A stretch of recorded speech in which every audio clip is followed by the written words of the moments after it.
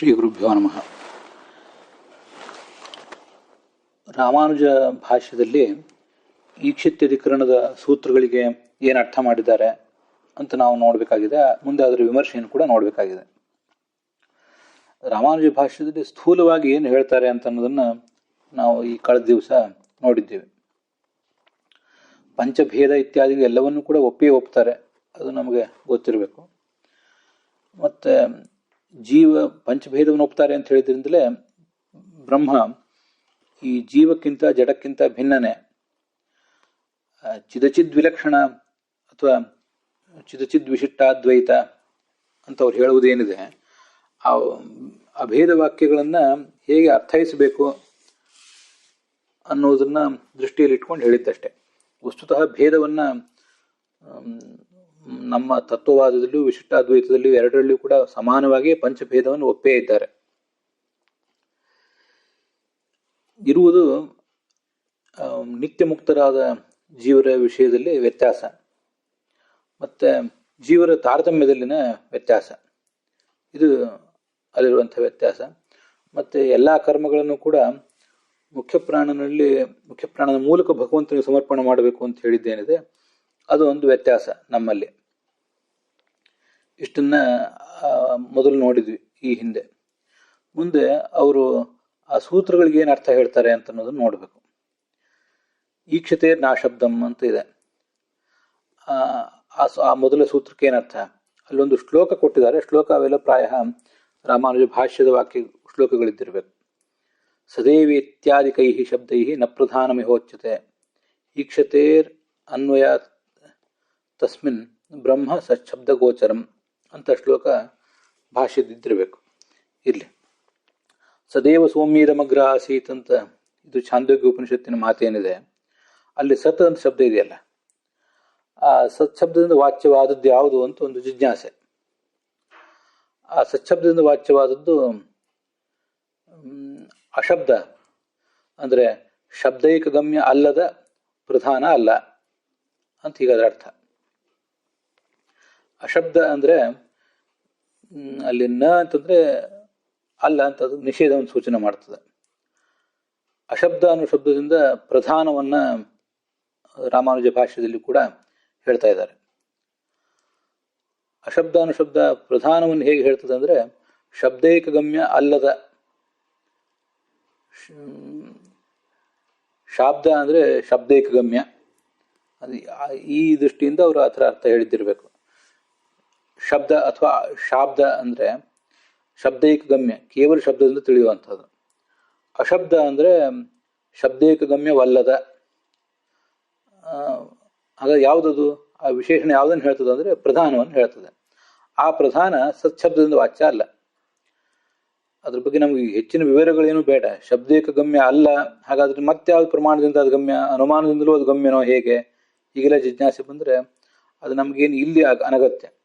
ಅಂತೂ ಅಶಬ್ದ ಅಂದರೆ ಶಬ್ದೈಕ ಗಮ್ಯವಲ್ಲದ ಪ್ರಧಾನ, ಅದು ನ ಈ ಸಚ್ಛಬ್ದದಿಂದ ವಾಚ್ಯ ಅಲ್ಲ. ಯಾಕೆಂದ್ರೆ ಈಕ್ಷತಿ ಅಂತ ಅಲ್ಲಿ ಶಬ್ದ ಬಂದಿದೆ. ಈಕ್ಷತಿ ಅಂತ ಅಲ್ಲಿರುವುದರಿಂದ ಆ ಬ್ರಹ್ಮ ಅಲ್ಲಿ ಪ್ರಧಾನ ಸತ್ಶಬ್ದದಿಂದ ವಾಚ್ಯ ಅಲ್ಲ. ಸತ್ಶಬ್ದದಿಂದ ವಾಚ್ಯವಾದದ್ದು ಪ್ರಧಾನ ಅಂತ ಸಾಂಖ್ಯರು ಮೊದಲಾದವ್ರು ಹೇಳ್ತಿರ್ಬೇಕು. ಅದಕ್ಕಾಗಿ ಅವ್ರು ಈ ಥರ ಹೇಳಿದ್ದಾರೆ. ಅದಕ್ಕೆ ನಾವು ಶ್ಲೋಕ ನೋಡಿದ್ವಲ್ಲ, ಅಲ್ಲಿ ಹೀಗಿದೆ: ಸತ್ ಏವ ಇತ್ಯಾದಿ ಶಬ್ದೈ, ಇತ್ಯಾದಿ ಮೊದಲಾದ ಶಬ್ದಗಳಿಂದ ಪ್ರಧಾನಂ ನ ಇಹ ಉಚ್ಯತೆ, ಇಲ್ಲಿ ಪ್ರಧಾನವು ಹೇಳಲ್ಪಡುವುದಲ್ಲ. ಈಕ್ಷತೆ ರನ್ವಯಾತ್ ತಸ್ಮಿನ್ ಬ್ರಹ್ಮ ಸಚ್ಛಬ್ದ ಗೋಚರಂ. ಯಾಕೆ ಅಂತಂದ್ರೆ ಅಲ್ಲಿ ಈಕ್ಷತಿ ಅಂತಿದೆಯಲ್ಲ, ಈಕ್ಷತಿ ಅಂದ್ರೆ ನೋಡುವಿಕೆ. ಆ ನೋಡುವಿಕೆಯ ಅನ್ವಯ ಇರುವುದೆಲ್ಲಿ, ಅದು ಬ್ರಹ್ಮನಲ್ಲಿ ಮಾತ್ರ. ಅದರಿಂದ ಬ್ರಹ್ಮವೇ ಸಚ್ಛಬ್ದ ವಾಚ್ಯವೇ ಹೊರತು ಇನ್ಯಾವುದೂ ಕೂಡ ಅಲ್ಲೇ ಸಚ್ಛಬ್ದದಿಂದ ವಾಚ್ಯ ಅಲ್ಲ. ಇದಂ ಈ ಜಗತ್ತು ಸದೇವ ಆಸೀತ್, ಸದ್ರೂಪವಾಗಿತ್ತು ಅಂತ ಉಪನಿಷತ್ತು ಹೇಳ್ತಾ ಇದೆ. ಸದೇವ ಸೌಮ್ಯ ಇದಮಗ್ರ ಆಸೀತ್, ಇದಮಗ್ರ ಅಂದ್ರೆ ಈ ಮೊದಲು, ಸತೇವ ಆಸೀತ್. ಅದು ಈ ಜಗತ್ತು ತ್ರಿಗುಣಾತ್ಮಕ ಆದ್ದರಿಂದ ಸೃಷ್ಟಿಯ ಪ್ರಾರಂಭದಲ್ಲೇ ತ್ರಿಗುಣಾತ್ಮಕವಾದ ಸೂಕ್ಷ್ಮ ರೂಪವಾದ ಏನು ಪ್ರಕೃತಿ ಇದೆ, ಆ ಪ್ರಕೃತಿಯ ರೂಪವಾಗಿತ್ತಿದು ಈ ಬ್ರಹ್ಮ, ಈ ಸೃಷ್ಟಿ, ಈ ಪ್ರಕೃತಿ ಅಂತ ಅರ್ಥ. ಸೂಕ್ಷ್ಮ ರೂಪದ ಪ್ರಕೃತಿ. ಆ ಪ್ರಕೃತಿ ರೂಪವಾಗಿತ್ತು ಈ ಜಗತ್ತು. ಜಗತ್ತು ವ್ಯಕ್ತವಾಗಿರಲಿಲ್ಲ, ಪ್ರಕೃತಿಯ ರೂಪದಲ್ಲಿ ಸೂಕ್ಷ್ಮವಾಗಿತ್ತು. ಘಟನೂ ಕೂಡ ಹುಟ್ಟುವುದಕ್ಕಿಂತ ಮುಂಚೆ ಮಣ್ಣಿನ ರೂಪದಲ್ಲಿ ಇರ್ತದೆ, ಅದಾದ್ಮೇಲೆ ಅದೊಂದು ಆಕಾರವನ್ನು ಪಡ್ಕೋತದೆ ಅಂತ ಹೇಳ್ತಾರಲ್ಲ, ಆ ಥರ. ಹೀಗೆ ಜಗತ್ತು ವ್ಯಕ್ತವಾಗಿರಲಿಲ್ಲ, ಅದು ಅವ್ಯಕ್ತವಾಗಿ ಪ್ರಕೃತಿಯ ರೂಪದಲ್ಲಿ ಇತ್ತು ಅಂತ ಅರ್ಥ. ಈ ವಾಕ್ಯದಲ್ಲಿ ಸತ್ ಅಂದ್ರೆ ಪ್ರಕೃತಿ ಅಂತ ಪೂರ್ವ ಪಕ್ಷ. ಅದಕ್ಕೆ ತದೈಕ್ಷತ ಅಂತ ಆ ಉಪನಿಷತ್ನಲ್ಲಿ ಬಂದಿರೋದ್ರಿಂದ ಈಕ್ಷಣ ಕರ್ತೃತ್ವ ಅಂತನ್ನೋದು ಎಲ್ಲಿದೆ? ಕಾರಣ ವಸ್ತುವಿಗೆ ಈಕ್ಷಣ ಕರ್ತೃತ್ವ ಇದೆ. ಕಾರಣವಾದ ಜಗತ್ತು, ಕಾರಣವಾದ ಒಂದು ವಸ್ತು, ಈ ಜಗತ್ತನ್ನು ಸೃಷ್ಟಿಸಿರುವಂತ ಒಂದು ವಸ್ತು, ಅದು ಈ ಕ್ಷಣವನ್ನು ಮಾಡ್ತಾ ಇದೆ ಅಂತ ಬಂದಿದೆ. ಅಚೇತನವಾದಂತಹ ಪ್ರಕೃತಿ, ಅದರಲ್ಲಿ ಈ ಕ್ಷಣ ಕರ್ತೃತ್ವ ಇರೋದು ಸಾಧ್ಯ ಇಲ್ಲ. ಈ ಕ್ಷಣ ಅಂದ್ರೆ ಸಂಕಲ್ಪ, ಆಲೋಚನಾ ಪೂರ್ವಕವಾಗಿ ಜಗತ್ತಿನ ಅದು ಸೃಷ್ಟಿಸುವುದು ಸಾಧ್ಯ ಇಲ್ಲ. ಆದ್ರಿಂದ ಸಚ್ಛಬ್ದ ವಾಚ್ಯವಾದದ್ದು ಚೇತನವಾದಂತಹ ಬ್ರಹ್ಮನೇ ಅಂತ ಈಗ ಅದರ ಸಿದ್ಧಾಂತ. ಸಚ್ಛಬ್ದ ವಾಚ್ಯವಾದದ್ದು ಬ್ರಹ್ಮನೇ. ನೋಡಿ, ಸದೇವೇದ ಇದಮಗ್ರ ಆಸೀತ್ ಅಂತ ಬಂದಿದೆಯಲ್ಲ, ಅದರಿಂದ ಸಚ್ಛಬ್ದ ವಾಚ್ಯವಾದದ್ದು ಬ್ರಹ್ಮನೇ. ಸಚ್ಛಬ್ದ ವಾಚ್ಯವಾದದ್ದು ಬ್ರಹ್ಮನೇ ಅಂತ ಹೇಳಿದ್ಮೇಲೆ ಅಲ್ಲಿ ಹಿಂದೆ ಸೂಕ್ಷ್ಮವಾದಂತಹ ಪ್ರಕೃತಿ ಅಂತ ಹೇಳಿದರು. ಈ ಜಗತ್ತು ಸೂಕ್ಷ್ಮವಾದಂತಹ ಪ್ರಕೃತಿ ರೂಪದಲ್ಲಿತ್ತು ಅಂತ. ಸೂಕ್ಷ್ಮವಾದಂತಹ ಪ್ರಕೃತಿ ರೂಪದಲ್ಲಿತ್ತು ಅಂತ ಹೇಳಿದರೆ ಪ್ರಕೃತಿಯು ಈ ಬ್ರಹ್ಮನು ಇಬ್ರು ಅಭಿನ್ನ. ಯಾಕಂದ್ರೆ ಪ್ರಕೃತಿ ಅನ್ನೋದು ಪರಮಾತ್ಮನಿಗೆ ಶರೀರ, ಪ್ರಕೃತಿ ಅನ್ನೋದು ಪರಮಾತ್ಮನಿಗೆ ಶರೀರ. ಆದ್ದರಿಂದ ಆ ಪರಮಾತ್ಮನನ್ನ ಆ ಪ್ರಕೃತಿ ಅಂತಾನೆ ಹೇಳ್ತಾರೆ, ಅಥವಾ ಪ್ರಕೃತಿಯನ್ನ ಪರಮಾತ್ಮ ಅಂತಾನೆ ಹೀಗೆ ಹೇಳಿದ್ದಾರೆ. ಅಂತೂ ಮೂಲತಃ ಈ ಜಗತ್ತನ್ನು ಕುರಿತು ಕಾರಣತ್ವ ಇರುವುದು ಪರಮಾತ್ಮನಲ್ಲೇ, ಅವನಲ್ಲೇ ಈ ಕ್ಷಣ ಕರ್ತೃತ್ವ ಇದೆ. ಪ್ರಕೃತಿಯಲ್ಲಿ, ಕೇವಲ ಪ್ರಕೃತಿಯಲ್ಲಿ ಅದು ಇಲ್ಲ ಅಂತ ಅದರ ತಾತ್ಪರ್ಯ. ಮುಂದೆ ಗೌಣಶ್ಚೇನ್ ಆತ್ಮಶಬ್ದ ಅಂತ ಇಲ್ಲಿಯೂ ಆ ಈಕ್ಷಣ ಕರ್ತೃತ್ವ ಇದೆಯಲ್ಲ, ಅದನ್ನು ಗೌಣ ಅಂತ ಯಾಕೆ ಭಾವಿಸಬಾರದು ಅಂತ ಪ್ರಶ್ನವೇ ಇದೆ. ಈ ಅದೇ ಪ್ರಕರಣದಲ್ಲಿ ತತ್ತೇಜೋ ಐಕ್ಷತ ಅಂತಿದೆ ಚಾಂದೋಗ್ಯ ಉಪನಿಷತ್ನಲ್ಲಿ. ಅದೇ ಹಿಂದೆ ಮುಂದೆ ಇದೊಂದು ಭಾಗ ಇದೆ, ತೇಜಸ್ಸು ನೋಡಿತು ಅಂತ. ಆ ಜಡವಾದ ತೇಜಸ್ಸು ನೋಡುವುದು ಹೇಗೆ? ಜಡವಾದ ತೇಜಸ್ಸು ನೋಡುವುದು ಅಂದ್ರೆ ಅದನ್ನು ಗೌಣ ಅಂತ ನಾವು ಅಂದ್ಕೋತೇವೆ. ಜಡವಾದ ತೇಜಸ್ಸಿಗೆ ನೋಡ್ಲಿಕ್ಕೆ ಸಾಧ್ಯ ಇಲ್ಲ, ಅದೊಂದು ಗೌಣ ವ್ಯವಹಾರ. ನೋಡಿದ್ದು ಆ ತೇಜಸ್ಸಿನ ಒಳಗಿರುವಂಥ ಇನ್ನೊಂದು ಯಾವುದೇ ವ್ಯಕ್ತಿ ಅಂತ ಏನೋ ಒಂದು ಬೇರೆ ಒಂದು ಅರ್ಥ ಇರ್ತದೆ ಅದಕ್ಕೆ. ಜಡವಾದ ತೇಜಸ್ಸು ನೋಡೋದಿಲ್ಲ. ಆಪಹ ಬ್ರುವನ್ ಅಂತ ಇಲ್ಲೊಂದು ಕಡೆ ಇದೆ ವೇದದಲ್ಲಿ. ಆಪಹ ಬ್ರುವನ್ ಅಂದ್ರೆ ನೀರು ಮಾತಾಡಿತು, ನೀರುಗಳು ಮಾತಾಡಿದವು. ನೀರು ಮಾತಾಡುವುದು ಹೇಗೆ? ಅದಕ್ಕೆ ಅದರ ಅಭಿಮಾನಿಯಾದ ದೇವತೆ ಮಾತಾಡಿತು ಅಂತ ಅರ್ಥ. ಹೀಗೇನೋ ಒಂದು ಬೇರೆ ಅರ್ಥದ ಉದ್ದೇಶ ಇರ್ತದೆ. ಹಾಗೆ ತತ್ತೇಜೋ ಐಕ್ಷತ ಅನ್ನೋಲ್ಲಿ ಕೂಡ ಜಡವಾದ ತೇಜಸ್ಸಿಗೆ ಈಕ್ಷಣ ಕರ್ತೃತ್ವವನ್ನು ಹೇಳಿದ್ದಾರೆ. ಆದ್ರೆ ಅದನ್ನು ಗೌಣ ಅಂತ ನಾವು ಬಿಟ್ಬಿಡ್ತೀವಿ, ಅದನ್ನು ಮುಖ್ಯಾರ್ಥದಲ್ಲಿ ನಾವು ತಗೊಳ್ಳೋದಿಲ್ಲ. ಹಾಗೆ ಇಲ್ಲಿಯೂ ಕೂಡ ಶಬ್ದವಾಚ್ಯವಾದ ವಸ್ತುವಿಗೆ ಈಕ್ಷಣ ಕರ್ತೃತ್ವವನ್ನು ಹೇಳಿದ್ದಾರೆ, ಇಲ್ಲ ಅಂತಲ್ಲ. ಆದ್ರೆ ಅದನ್ನು ಗೌಣ ಅಂತ ಯಾಕೆ ಅನ್ನಬಾರದು ಅಂತ ಒಂದು ಪ್ರಶ್ನೆ. ಅದಕ್ಕೆ ಗೌಣಶ್ಚೇತ್, ಗೌಣ ಅಂತ ನೀವು ಹೇಳ್ತೀರಿ ಅಂದ್ರೆ ಅದು ಸರಿಯಲ್ಲ, ಹಾಗೆ ಹೇಳಬಾರ್ದು. ಐತದಾತ್ಮ್ಯವಿದಂ ಸರ್ವಂ ಸ ಆತ್ಮ ಅಂತ ಹೀಗೆಲ್ಲ ಆ ಚರಾಚರ ಪ್ರಪಂಚವೆಲ್ಲವನ್ನೂ ಕೂಡ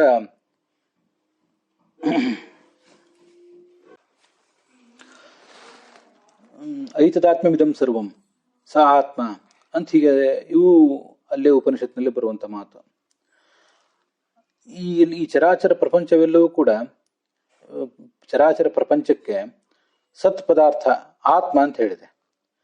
ಸತ್ ಪದಾರ್ಥವು ಈ ಚರಾಚರ ಪ್ರಪಂಚದ ಆತ್ಮ ಅಂತ ಹೀಗೆ ಹೇಳ್ಬೇಕಾದ್ರೆ ಅದು ಪ್ರಕೃತಿ, ಅದು ಯಾವ್ದಾಗಿರ್ಬೇಕು? ಆ ಪ್ರಕೃತಿ ಆ ಆತ್ಮ ಆಗಿರೋದು ಸಾಧ್ಯ ಇಲ್ಲ. ಸಚ್ಛಬ್ದ ವಾಚ್ಯವಾದದ್ದು ಪ್ರಕೃತಿ ಅಂತ ನೀವು ತಿಳ್ಕೊಳ್ಳೋದಾದ್ರೆ ಅದು ಈ ಜಗತ್ತಿನ ಆತ್ಮ ಆಗೋದು ಹೇಗೆ? ಜಗತ್ತಿನ ಆತ್ಮ ಆಗ್ಬೇಕಾದ್ರೆ, ಜಗತ್ತಿನ ಆತ್ಮ ಜಗತ್ತಿನ ಎಲ್ಲಾ ಕಡೆನೂ ಅಂತರ್ಯಾಮಿ ಆಗಿದ್ದವನು ಅಂತ ಆಗ್ಬೇಕಾದ್ರೆ ಅದು ಪರಮಾತ್ಮವೇ ಆಗಿರ್ಬೇಕು. ಆದ್ರಿಂದ ಸಚ್ಛಬ್ದ ವಾಚ್ಯವಾದದ್ದು ಬ್ರಹ್ಮ ಅಲ್ಲ, ಪ್ರಕೃತಿ ಅಲ್ಲ, ಹೊರತು ಬ್ರಹ್ಮನೇ ಅಂತ ಅವರ ಅಭಿಪ್ರಾಯ. ಸಂಕಲ್ಪಸ್ತ್ವತ ಗೌಣ ಸ್ಯಾತ್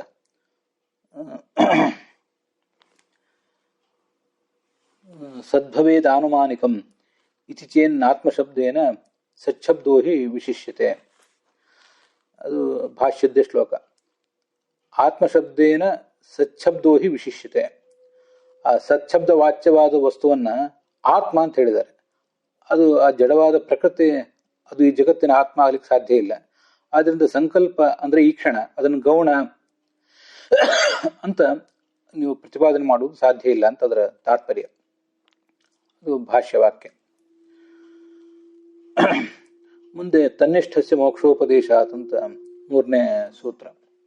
ತನ್ನಿಷ್ಠಸ್ಯ ಸಚ್ಛಬ್ದವಾಚ್ಯವಾದ ಸಚ್ಛಬ್ದವಾಚ್ಯನಾದ ಪರಮಾತ್ಮನ ಉಪಾಸನೆ ಮಾಡಿದವನಿಗೆ ಮೋಕ್ಷ ಆಗ್ತದೆ ಅಂತ ಪ್ರತಿಪಾದನೆ ಮಾಡಿದ್ದಾರೆ. ಮೋಕ್ಷೋಪದೇಶಾತ್ ಅದೆಲ್ಲಿ ಪ್ರತಿಪಾದನೆ ಮಾಡಿದ್ದಾರೆ ಅಂದ್ರೆ ಅಥ ಸಂಪತ್ಸ್ಯತೆ, ಈ ಜೀವ ಮುಕ್ತನಾಗ್ತಾನೆ ಅಂತ ಅಲ್ಲಿ ಪ್ರತಿಪಾದನೆ ಮಾಡಿದ್ದಾರೆ. ಅಥ ಸಂಪತ್ಸ್ಯತೆ ಅಂತ ಉಪನಿಷತ್ತಿನ ವಾಕ್ಯ. ಹೀಗೆ ಮೋಕ್ಷವನ್ನು ಪ್ರತಿಪಾದನೆ ಮಾಡಿದ್ದಾರೆ. ಜಡವಾದಂತಹ ಪ್ರಧಾನವನ್ನ ತತ್ವಮಸಿ ಅಂತ ನಾವು ಉಪಾಸನೆ ಮಾಡಿದರೆ ಅದರಿಂದ ಮೋಕ್ಷ ಆಗೋದು ಸಾಧ್ಯ ಇಲ್ಲ. ಆದ್ರಿಂದ ನಾವು ಯಾವುದನ್ನ ತತ್ವಮಸಿ ಅಂತ ಉಪಾಸನೆ ಮಾಡಿದರೆ ಮೋಕ್ಷ ಆಗ್ತದೋ ಆ ಶಬ್ದವಾಚ್ಯವಾದ ವಸ್ತು ಬ್ರಹ್ಮವೇ ಆಗಬೇಕು. ಬ್ರಹ್ಮವನ್ನು ತತ್ವಮಸಿ ಅಂತ ಉಪಾಸನೆ ಮಾಡಿದರೆ ಅದರಿಂದ ಮುಕ್ತಿ ಆಗ್ತದೆ. ಹೊರತು ಜಡವಾದ ಪ್ರಕೃತಿಯನ್ನು ತತ್ವಮಸಿ ಅಂತ ಉಪಾಸನೆ ಮಾಡಿದರೆ ಮುಕ್ತಿ ಆಗೋದಿಲ್ಲ. ಸದರ್ಥೋಪಾಸಕಸ್ಯಾತ್ರ ಮೋಕ್ಷೋಕ್ತೇ ಬ್ರಹ್ಮಸದ್ಭವೇತ್. ಸದರ್ಥ ಅಂದ್ರೆ ಸತ್ ಆದ ಅರ್ಥ, ಒಂದು ತತ್ವ, ಅದನ್ನು ಉಪಾಸನೆ ಮಾಡಿದ ವ್ಯಕ್ತಿಗೆ ಅತ್ರ ಈ ಉಪನಿಷತ್ತಿನ ಪ್ರಕರಣದಲ್ಲಿ ಮೋಕ್ಷೋಕ್ತೇ ಮೋಕ್ಷ ಆಗ್ತದೆ ಅಂತ ಪ್ರತಿಪಾದನೆ ಮಾಡಿರುವುದರಿಂದ ಬ್ರಹ್ಮ ಸತ್ಯವೇ ಆಗಿರಬೇಕು. ಪ್ರಧಾನ ಪ್ರಾಪ್ತಿ ರೀತಿ ಚೇತ್ ಮುಕ್ತಿ ನಾನಂದತಾಂ ಭಜೇತ್. ಈ ವಾಕ್ಯದ್ದು ಅನುವಾದ ಅಲ್ಲಿ ಬಂದಿಲ್ಲ. ನಾವು ಮುಕ್ತರಾಗುವುದು ಅಂದ್ರೆ ಪರಬ್ರಹ್ಮನನ್ನ ಪಡೆಯುವುದು, ಬ್ರಹ್ಮ ಪ್ರಾಪ್ತಿಯೇ ಮುಕ್ತಿ. ಅದೇ ಮುಕ್ತಿ, ಹೊರತು ಪ್ರಧಾನವನ್ನು ಪಡೆಯುವುದು ಮುಕ್ತಿ ಅಲ್ಲ. ಪ್ರಧಾನವನ್ನೇ ನಾವೇ ಪ್ರಧಾನ ಆಗಿ ಬಿಡುವುದು ಅಥವಾ ಪ್ರಧಾನವನ್ನು ಪಡೆಯುವುದು ಮುಕ್ತಿ ಅಂತಂದ್ರೆ ಅದು ನಾನಂದತಾಂ ಭಜೇತ್. ಮುಕ್ತಿಯು ಆನಂದ ಸ್ವರೂಪವೇ ಆಗ್ಲಿಕ್ಕಿಲ್ಲ. ಜಡವಾದ ಮುಕ್ತಿಯನ್ನು ನಾವು ಜಡವಾದ ಪ್ರಧಾನವನ್ನೇ ನಾವು ಪಡೆದು ಬಿಟ್ರೆ ಅದೆಂತಹ ಪುರುಷಾರ್ಥ ಆಗ್ಲಿಕ್ಕೆ ಸಾಧ್ಯ? ಆದ್ರಿಂದ ನಮಗದು ಉಪಯೋಗ ಆಗ್ಲಿಕ್ಕೆ ಸಾಧ್ಯ ಇಲ್ಲ. ಆದ್ರಿಂದ ಪ್ರಧಾನ ಪ್ರಾಪ್ತಿ ಮುಕ್ತಿ ಅಲ್ಲ, ಬ್ರಹ್ಮ ಪ್ರಾಪ್ತಿಯೇ ಮುಕ್ತಿ. ಬ್ರಹ್ಮಪ್ರಾಪ್ತಿಯೇ ಮುಕ್ತಿ ಅಂತ ನಾವು ವಿಶಿಷ್ಟಾದ್ವೈತ ಸಿದ್ಧಾಂತದಲ್ಲಿ ಅವ್ರು ಹೇಳಿದ್ರು ಕೂಡ, ಅದನ್ನ ನಾವು ಕೇಳಿದ್ರು ಕೂಡ, ಬ್ರಹ್ಮವೇ ನಾವಾಗುವುದು ಅಂತ ಅರ್ಥ ಅಲ್ಲ. ಹಿಂದೆ ನಾವು ಅದ್ವೈತದ ಸಂಸ್ಕಾರದಿಂದ ಹಾಗೆ ಅರ್ಥ ಮಾಡ್ಕೊಳ್ಳೋದಲ್ಲ. ಶಬ್ದ ಪ್ರಯೋಗ ಹಾಗೆ ಮಾಡ್ತಾರೆ. ಬ್ರಹ್ಮಪ್ರಾಪ್ತಿಯೇ ಮುಕ್ತಿ ಅಂದ್ರೆ ಬ್ರಹ್ಮನ ಸನ್ನಿಧಾನ ಪ್ರಾಪ್ತಿ ಅಂತ ಅದ್ರ ತಾತ್ಪರ್ಯ. ಮತ್ತೆ ಜಡವಾದ ಪ್ರಧಾನವನ್ನು ತತ್ವಮಸಿ ಅಂತ ಉಪಾಸನೆ ಮಾಡಬಾರ್ದು, ಅದು ಮುಕ್ತಿ ಕಾರಣ ಅಲ್ಲ ಅಂತ ಹಾಗೆ ಹೇಳಿದ್ರಿಂದ ಪರಮಚೇತನನಾದ ಪರಮಾತ್ಮನನ್ನು ತತ್ವಮಸಿ ಅಂತ ಉಪಾಸನೆ ಮಾಡಿದ್ರಿಂದ ಮುಕ್ತಿ ಆಗ್ತದೆ ಅಂತ ಹೇಳ್ತಾರೆ. ಅಂದ್ರೆ ಪರಮಚೇತನನಾದ ಪರಮಾತ್ಮನನ್ನು ತತ್ವಮಸಿ ಅಂತ ಉಪಾಸನೆ ಮಾಡುವುದು ಹೇಗೆ ಅಂತಂದ್ರೆ ಅಲ್ಲಿಯೂ ಕೂಡ ಅದ್ವೈತದ ಉಪಾಸನೆ ಬೇರೆ, ವಿಶಿಷ್ಟಾದ್ವೈತದ ಉಪಾಸನೆ ಬೇರೆ. ಅದ್ವೈತದ ಉಪಾಸನೆಯಲ್ಲಿ ಪರಮಾತ್ಮ ಮತ್ತು ಜೀವ ಇಬ್ರು ಕೂಡ ಪೂರ್ಣ ಅಭಿನ್ನ ಅಂತಾನೆ ಅವರು ಆಲೋಚನೆ ಮಾಡ್ತಾರೆ. ಈ ಅದ್ವೈತದಲ್ಲಿಯೂ ಕೂಡ, ವಿಶಿಷ್ಟಾದ್ವೈತದಲ್ಲಿಯೂ ಕೂಡ ತತ್ವಮಸಿ ಅಂತ ಆ ಪರಮಾತ್ಮನನ್ನು ಉಪಾಸಿಸಿದ್ರು ಅದಕ್ಕೆ ಆ ಪರಮಾತ್ಮ ಚಿದಚಿದ್ ವಿಶಿಷ್ಟನಾಗಿ ಅಭಿನ್ನನಾಗಿದ್ದಾನೆ ಅಂತ ಅರ್ಥ. ಈ ಜಡ ಮತ್ತು ಚೇತನ ಎರಡೂ ಅವನ ಶರೀರ. ಈ ಎರಡೂ ಜಡ ಮತ್ತು ಚೇತನಗಳನ್ನು ಶರೀರವನ್ನಾಗಿ ಪಡೆದ ಪರಮಾತ್ಮ ಅಭಿನ್ನನಾಗಿದ್ದಾನೆ ಅಂತ ಅವರ ಸಿದ್ಧಾಂತಕ್ಕೆ ಆ ತತ್ವಮಸಿ ಅನ್ನೋ ವಾಕ್ಯವನ್ನು ಬಗ್ಗಿಸಿಕೊಂಡು ಆ ಪ್ರಕಾರ ಅರ್ಥ ಮಾಡಬೇಕು. ಅದು ಅವ್ರ ತಾತ್ಪರ್ಯದಲ್ಲಿದೆ ಅಂತ ಅರ್ಥ. ಆದ್ರಿಂದ ಜಡವಾದ ಪ್ರಧಾನವನ್ನು ತತ್ವಮಸಿ ಅಂತ ಉಪಾಸನೆ ಮಾಡುವುದಾಗ್ಲಿ ಅದನ್ನು ಮೋಕ್ಷ ಆಗ್ಲಿಕ್ಕೆ ಸಾಧ್ಯ ಇಲ್ಲ ಅಂತ ಬಂದ್ರೆ, ಹಾಗಾದ್ರೆ ಚೇತನವಾದ ಪ್ರಧಾನವನ್ನು ತತ್ವಮಸಿ ಅಂತ ಉಪಾಸನೆ ಮಾಡ್ಬೇಕು ಅಂತ ಆಯ್ತಲ್ಲ. ಅದು ಹೇಗೆ ಮಾಡೋದು ಅಂದ್ರೆ ಈ ಅರ್ಥದಲ್ಲಿ, ಅದ್ವೈತದ ಶಾಂಕರಾದ್ವೈತದ ಅರ್ಥದಲ್ಲಿ ಉಪಾಸನೆ ಮಾಡುವುದಲ್ಲ. ಅದರ ಮುಂದೆ ಹೇತ್ವಾವಚನಾಚ್ಯ ಅಂತ ಸೂತ್ರ. ಸಚ್ಛಬ್ದದಿಂದ ಪ್ರಧಾನ ವಾಚ್ಯ ಅಲ್ಲ ಅಂತ ಹೇಳ್ತಾ ಬಂದಿದ್ದಾರೆ. ಸಚ್ಛಬ್ದದಿಂದ ಪ್ರಧಾನವೇ ವಾಚ್ಯ ಅಂತ ಆಗಿಬಿಟ್ರೆ ಅಲ್ಲಿ ಏನಾಗ್ತದೆ ಮುಂದೆ ಸಮಸ್ಯೆ ಅಂದ್ರೆ, ಶ್ವೇತಕೇತುವಿಗೆ ಅವನ ತಂದೆ ಅದನ್ನು ಉಪದೇಶ ಮಾಡ್ತಾ ಇದ್ದಾನೆ. ಆ ಉಪಾಸನೆ ಮಾಡುವ ಪ್ರಸಂಗ ಬಂದಾಗ ಈ ಸಚ್ಛಬ್ದದಿಂದ ಪ್ರಧಾನವೇ ವಾಚ್ಯ ಅಂತ ಆಗಿಬಿಟ್ಟಿದ್ರೆ ನೀನು ಶ್ವೇತಕೇತುವೆ ನೀನು ಅತತ್ವಮಸಿ ಅಂತ ಅದನ್ನ ನಿಷೇಧ ಮಾಡಬೇಕಾಗಿತ್ತು. ಅತತ್ವಮಸಿ ಅಂತ ನಿಷೇಧ ಮಾಡಬೇಕಾಗಿತ್ತು. ಯಾಕೆ ಅಂದ್ರೆ ತತ್ವಮಸಿ ಅಂತಂದ್ರೆ ನೀನೇ ಆ ಪ್ರಧಾನವಾಗಿದ್ದಿ ಅಂತ ಹೇಳಿದಂಗೆ ಆಗ್ತದೆ. ಸಚ್ಛಬ್ದದಿಂದ ವಾಚ್ಯವಾದದ್ದು ಪ್ರಧಾನ ಪ್ರಕೃತಿ ಅಂತ ಆಗಿಬಿಟ್ರೆ ಆ ಹಿಂದೆ ಸಚ್ಛಬ್ದ ವಾಚ್ಯವಾದದ್ದೇ ಮುಂದೆ ಇಲ್ಲೂ ಕೂಡ ತತ್ಶಬ್ದದಿಂದ ವಾಚ್ಯ ಆಗಬೇಕು. ಅದೆಲ್ಲ ಅದೇ ಪ್ರಕರಣ, ಒಂದೇ ಪ್ರಕರಣ ಕಂಟಿನ್ಯೂ ಆಗ್ತದೆ. ಆದ್ರಿಂದ ಆ ಶ್ವೇತಕೇತುವಿಗೆ ನೀನು ತತ್ ಅಂದ್ರೆ ಆ ಸತ್ ಅಲ್ಲ ಅಂತ ಹೇಳಬೇಕಾಗಿತ್ತು.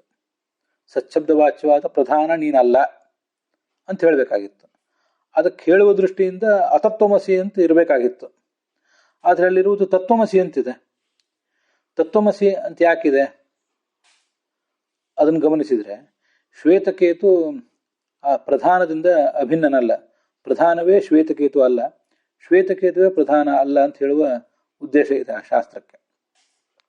ಸಚ್ಛಬ್ದದಿಂದ ವಾಚ್ಯವಾದ್ದು ಬ್ರಹ್ಮವೇ ಅಂತಾದಾಗ ಆವಾಗ ತತ್ವಮಸಿ ಅಂತ ಹೇಳಿದ್ರೆ ಸರಿಯಾಗ್ತದೆ. ಹಾಗೆ ನಿಷೇಧ ಮಾಡದೆ ತತ್ವಮಸಿ ಅಂತ ಸದಾತ್ಮಕತ್ವ ಉಪಾಸನೆ ಮಾಡಬೇಕು ಅಂತಲೇ ಹೇಳಿದ್ದಾರೆ.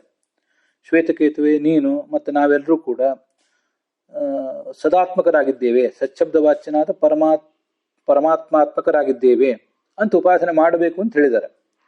ಆದ್ದರಿಂದ ಸಚ್ಛಬ್ದ ವಾಚ್ಯವಾದ್ದು ಪ್ರಧಾನ ಅಲ್ಲ. ಸಚ್ಛಬ್ದ ವಾಚ್ಯಂ ನಧ್ಯೇಯಂ ಹೇಯತ್ವಾತ್ ಇತ್ಯನುಕ್ತಿತಃ. ಸಚ್ಛಬ್ದ ವಾಚ್ಯವಾದದ್ದು ಇಲ್ಲಿ ಧ್ಯೇಯವಲ್ಲ, ಧ್ಯೇಯ ವಸ್ತು ಅದಲ್ಲ. ಯಾಕೆಂದ್ರೆ ಹೇಯತ್ವಾತ್ ಆ ವಾಕ್ಯ ನನಗೆ ಅಲ್ಲಿರೋ ಶ್ಲೋಕವನ್ನು ಪೂರ್ಣ ಅರ್ಥೈಸ್ಲಿಕ್ಕೆ ಬರ್ತಿಲ್ಲ, ಅದ್ರ ಪೂರ್ವಾಪರ ಎಲ್ಲ ಗಮನಿಸಬೇಕಾಗ್ತದೆ. ಧ್ಯೇಯತ್ವೇನೈವ ಚ ಉಕ್ತತ್ವಾತ್ ಬ್ರಹ್ಮಾನಂದ ಸದುಚ್ಯತೆ. ಧ್ಯೇಯ ಅಂತ ಹೇಳಿರುವುದು ಈ ಬ್ರಹ್ಮನನ್ನೇ, ಅವನೇ ಸತ್ಶಬ್ದ ವಾಚ್ಯ ಅಂತ ಅರ್ಥ. ನೋಡಿ, ತತ್ವಮಸಿ ಅಂತ ಉಪಾಸನೆ ಮಾಡಬೇಕು ಅಂತ ಹೇಳಿದ್ದಾರೆ. ಜೀವನಿಗೆ, ನಮಗೆ, ನಿಮಗೆಲ್ಲರಿಗೂ ಕೂಡ ಶಾಸ್ತ್ರ ನೀವು ತತ್ವಮಸಿ ಅಂತ ಉಪಾಸನೆ ಮಾಡಬೇಕು ಅಂತ ಹೇಳಿದ್ದಾರೆ.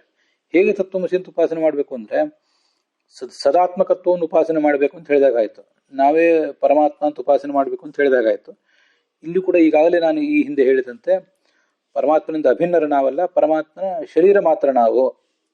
ಪರಮಾತ್ಮ ನನ್ನ ಶರೀರರಾದ ನಮಗೆ ಶರೀರಿಯಾಗಿದ್ದಾನೆ ಪರಮಾತ್ಮ. ಇದು ಆ ಸದಾತ್ಮಕತ್ವ ಉಪಾಸನೆಯ ಅರ್ಥ. ಅಂತೂ ಏನೇ ಆದರೂ ಪರಮಾತ್ಮನ್ ಸತ್ಶಬ್ದದಿಂದ ವಾಚ್ಯನಾದ ಪರಮಾತ್ಮ ಆಗಿಬಿಟ್ರೆ ಆ ಪರಮಾತ್ಮಾತ್ಮಕತ್ವವನ್ನು ನೀವು ಉಪಾಸನೆ ಮಾಡಬೇಕು ಅಂತ ಹೇಳೋದು ಸರಿಯಾಗ್ತದೆ. ಯಾಕೆಂದ್ರೆ ಜೀವ ಶರೀರ, ಪರಮಾತ್ಮ ಶರೀರಿ. ಆದರೆ ಸಚ್ಶಬ್ದ ವಾಚ್ಯವಾದ ಪ್ರಧಾನ ಅಂತ ಆಗಿಬಿಟ್ರೆ ಆ ಪ್ರಧಾನದಿಂದ ಅಭಿನ್ನತ್ವವನ್ನು ಈ ಶ್ವೇತಕೇತು ಆಗಲಿ ನಮ್ಮಂಥ ಸಾಧಕರಾಗಲಿ ಉಪಾಸನೆ ಮಾಡ್ಲಿಕ್ಕೆ ಸಾಧ್ಯ ಇಲ್ಲ. ಹಾಗೆ ಉಪಾಸನೆ ಮಾಡಿದ್ರಿಂದ ಯಾವುದೇ ಲಾಭ ಇಲ್ಲ ಅಂತದರ ತಾತ್ಪರ್ಯ ಆಗ್ತದೆ. ಹೀಗೆ ಹೇಯತ್ವ ಅನ್ನುವುದು ಪ್ರಧಾನಾದಿಗಳಿಗಿದೆ, ಬ್ರಹ್ಮನಿಗೆ ಹೇಯತ್ವ ಇಲ್ಲ ಅಂತ ಹಿಂದೆ ನಮ್ಮಲ್ಲಿ ಏನು ಬಂದಿದೆ ಅದೇ ಅರ್ಥವನ್ನೇ ಅಲ್ಲಿ ಇಟ್ಕೋಬಹುದು ಅಂತ ಕಾಣಿಸ್ತದೆ. ಅಲ್ಲಿಗೆ ಇವತ್ತಿನ ಈ ಭಾಗ ಸಮಾಪ್ತ ಆಗಿದೆ.